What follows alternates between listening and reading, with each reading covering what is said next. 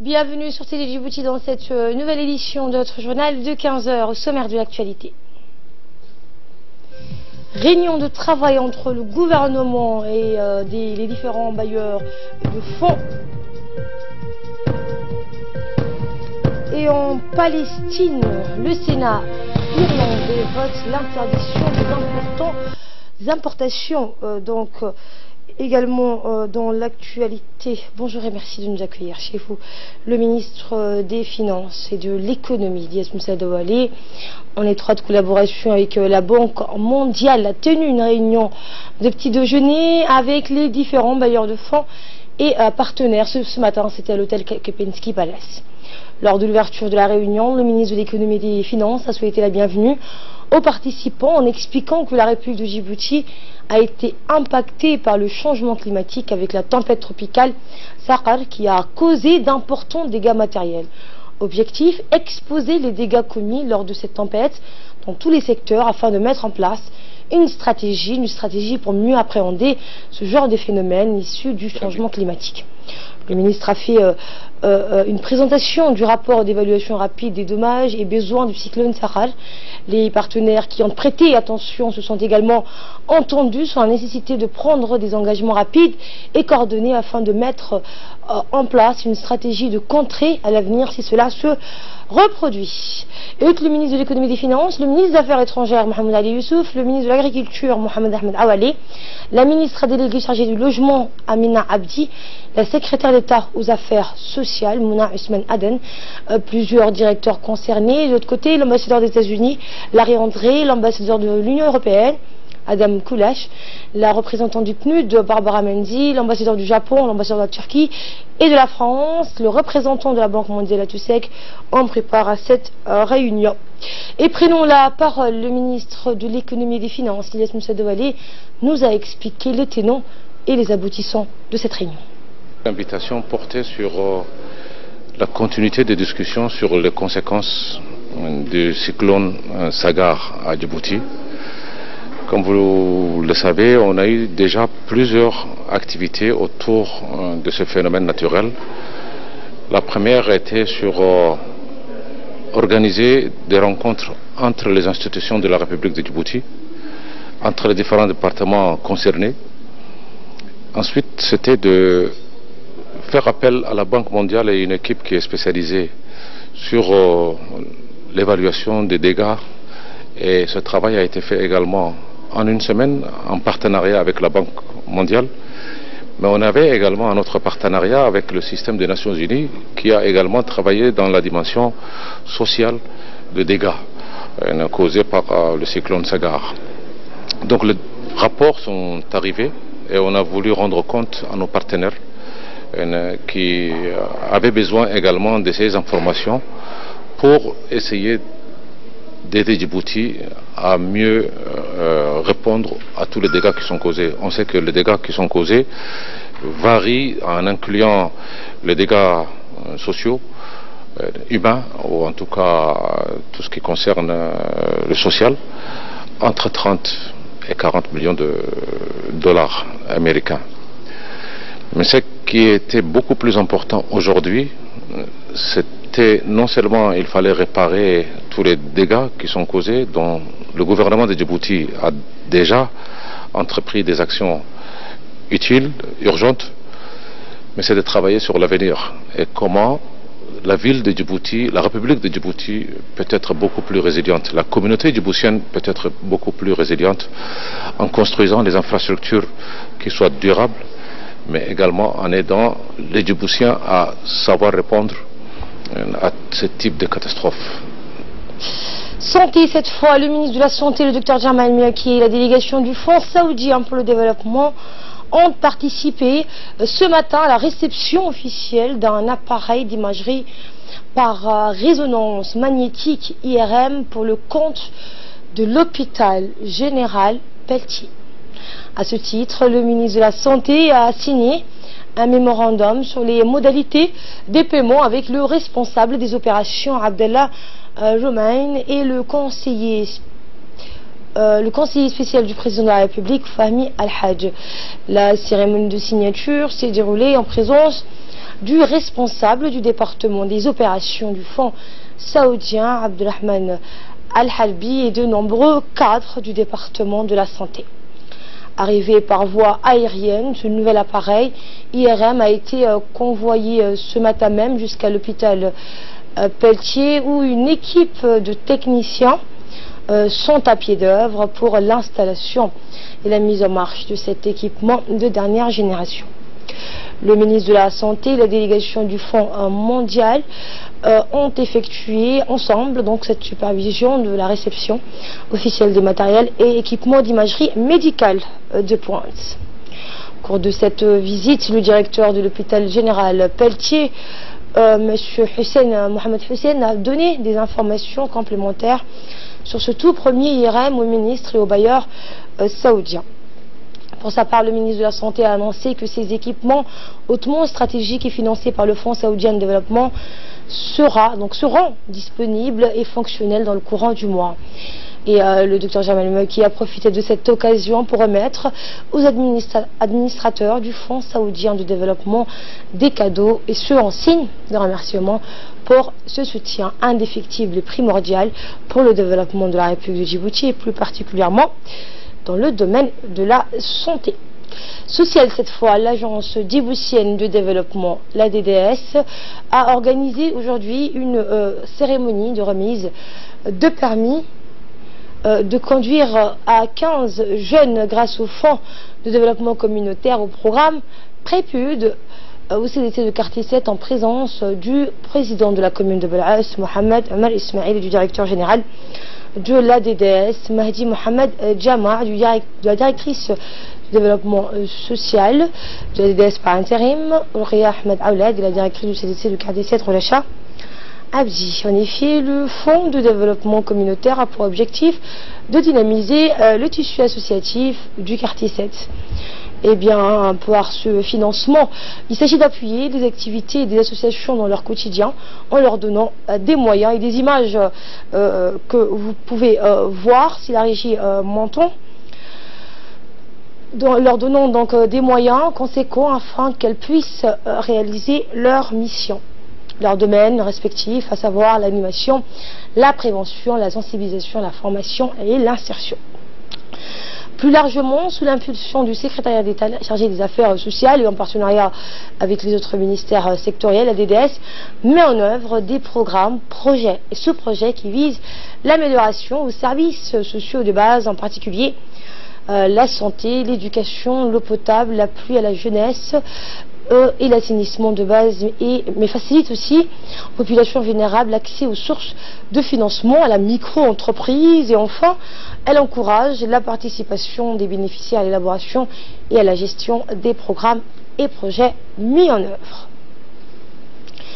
L'ambassadeur de la France accrédité à Djibouti, Christophe Guillou, accompagné de l'attaché de sécurité intérieure et de l'ambassade de France, le colonel Eric Huguet, ont rendu visite à l'académie de la police Idriss Farah Abani. Ils ont été accueillis par le directeur général de la police, le colonel Abdi Farah, et les policiers et les officiers de la police nationale. La délégation a ensuite entamé la visite des différentes salles, telles que la bibliothèque, salle de cours, salle informatique, cellule antiterrorisme, dortoir de l'académie. Enfin, ils ont clôturé cette visite par la démonstration des éléments de raid, suivis de quelques tirs des officiels.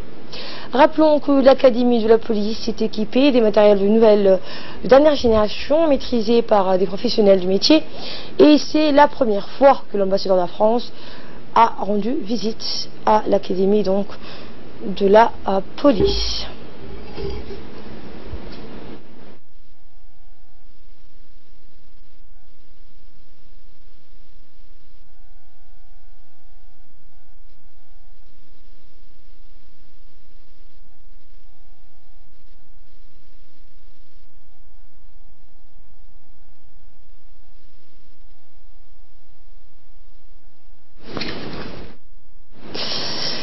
Justement, l'ambassadeur de la France accrédité à Djibouti, Christophe Guillou, a dans une interview rappelé les relations existantes entre les deux polices. Je voulais vraiment remercier le colonel et tous ses collaborateurs pour la qualité, tout d'abord de ce que j'ai vu, la qualité du bâti, le dynamisme de cette structure, des salles de formation. J'étais également très sensible à la qualité de l'accueil et de tout ce qui a été fait et qui va continuer à être fait pour tous ceux qui viennent ici se former, premièrement. Et puis surtout par la qualité des équipements, à la fois informatiques, la qualité des formateurs également. Et ce que je voudrais dire, c'est que la France a une relation, bien entendu, historique avec la police nationale de Djibouti, qui a commencé dès l'indépendance du pays. Et j'étais ici pour réaffirmer l'engagement de la France à continuer à accompagner la police nationale, et en particulier pour tout ce qui est formation. C'est très important d'avoir des policiers djiboutiens compétents dans chacun de leurs domaines, dans leur spécialité.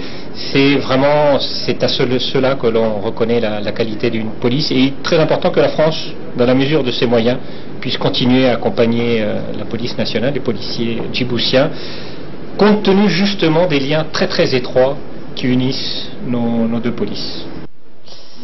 Et page nécrologie, nous avons l'immense regret de vous annoncer le décès du feu Abdellah Mohamed Hassan Diabesso, survenu ce matin à Djibouti. Il laisse derrière lui une veuve et 8 enfants. Issu d'une grande famille djiboutienne, la famille Katabi, le défunt né en 1952 est une personnalité très connue dans le milieu djiboutien. Footballeur dans sa jeunesse, il a débuté sa carrière à l'ORTF en 1972 en tant que technicien de transmission. Et après son stage à l'INA, il est devenu technicien supérieur. Par la suite, il est devenu responsable administratif de la RTD avant sa retraite.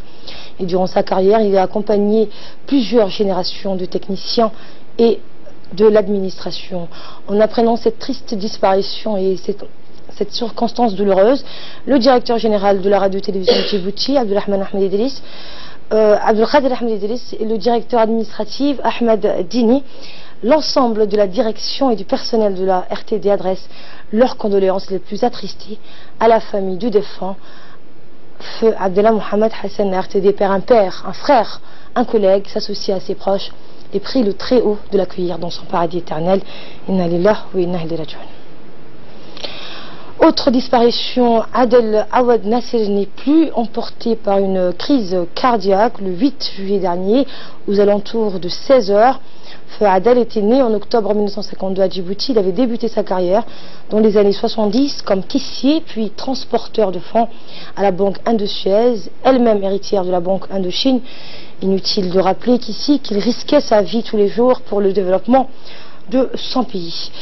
Feu Adel avait également un talent relatif à la mandoline ou à l'oud en arabe, qui lui avait valu son entrée en 1977 au groupe Al-Zuhur, ce qui l'avait également rendu connu parmi ses compatriotes. Véritable artiste, il avait réussi à toucher les cœurs de tous les Djiboutiens amoureux de l'instrument, et son prénom devenait rapidement une marque sociale.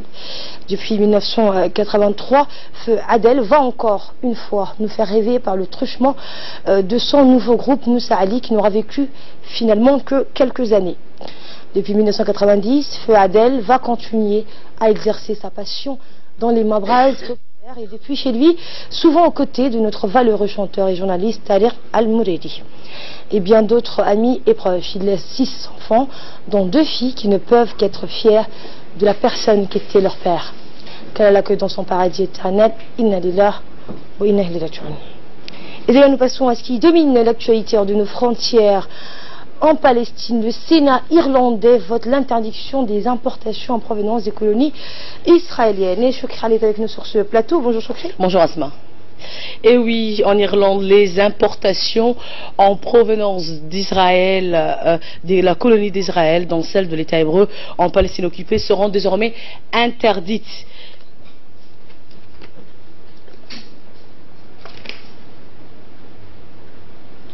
Les sénateurs irlandais ont voté l'interdiction des importations de biens et services en provenance des colonies à travers le monde, dont les colonies israéliennes implantées dans le territoire palestinien. La proposition de loi, votée par 25 sénateurs contre 20, veut pouvoir engager des poursuites contre toute entité violant cette interdiction. Le texte présenté par une sénatrice indépendante, Frances Black, a reçu le soutien de tous les partis irlandais.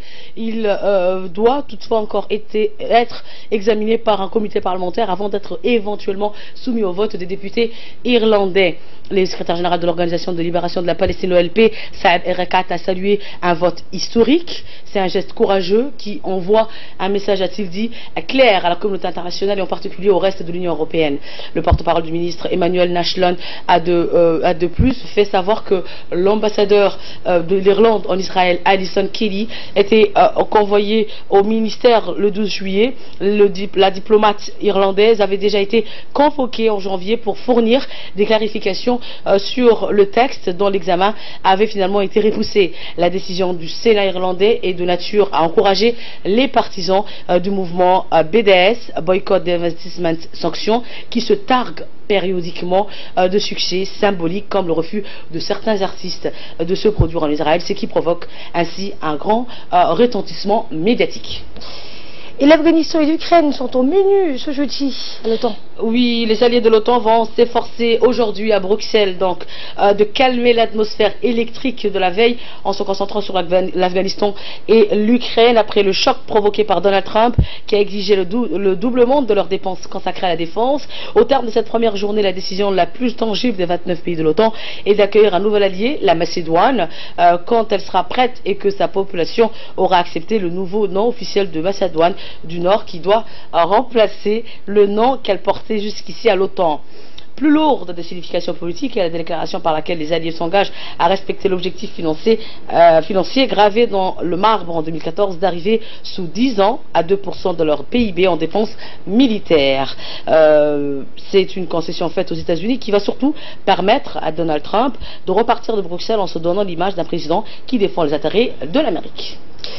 Et au Japon, le gouvernement annonce un bilan de 199 morts. Et oui, près de 200 morts ont été officiellement recensés après les graves inondations au Japon. Une soixantaine donc de personnes sont toujours portées disparues. Les inondations et glissements de terrain dans l'ouest du Japon ont tué au moins 199 personnes. C'est ce qu'a donc annoncé ce jeudi matin le porte-parole du gouvernement japonais. Le Premier ministre Shinzo Abe a ordonné une réunion de cellules de crise d'agir au plus vite pour les sinistrés lors d'un point de presse. Un précédent bilan faisait état d'au moins 179 personnes tuées. Shinzo Abe, qui a annulé une tournée dans 4 pays, dont la Belgique et la France, s'est rendu mercredi dans la province d'Okayama, l'une des plus touchées, avec celle de Hiroshima, et prévoit une visite dans une autre région affectée demain, ce vendredi. Il n'a pas fait de déclaration, mais s'est brièvement entretenu en privé donc, avec quelques habitants. Outre les 199 personnes donc, décédées, les autorités disent être sans nouvelles des plusieurs dizaines de personnes. Les médias parlent d'une soixantaine même de disparus. Des millions d'habitants donc d'habitants sont hébergés dans des refuges publics, d'autres ayant été accueillis par des proches. Et rappelons-le que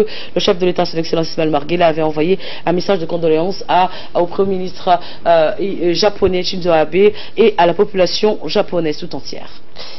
Et la Coupe du Monde, la Croatie renverse l'Angleterre et rejoint la France en finale. Et oui, donc la deuxième demi-finale s'est disputée hier soir à Saint-Pétersbourg. Donc elle a opposé l'équipe de la Croatie à celle de l'Angleterre. Ce match qui s'est soldé donc par 2-1 et qui est arrivé à terme d'une prolongation de 2 x 15, c'est-à-dire 30 minutes. Donc la Croatie va rejoindre en effet Asma en finale l'équipe de France et va disputer sa première finale dans une Coupe du Monde. Il faut rappeler que la Croatie avait disputé une demi-finale, c'était en 1998, c'était également face à la France et la France l'avait battue et finalement pris la coupe en 98 et dans l'espoir peut-être, qui sait, que la Croatie va battre ou se fera battre. Ce sera la question qui sera résolue donc dimanche pour la grande finale qui se jouera à Saint-Pétersbourg pour ce mondial 2018 à Moscou, Asma. Merci Chali pour ces précisions. Merci à la fin de ce journal. Merci à vous de l'avoir suivi. Merci à la régie. Très bonne suite de programme et bon week-end à tous.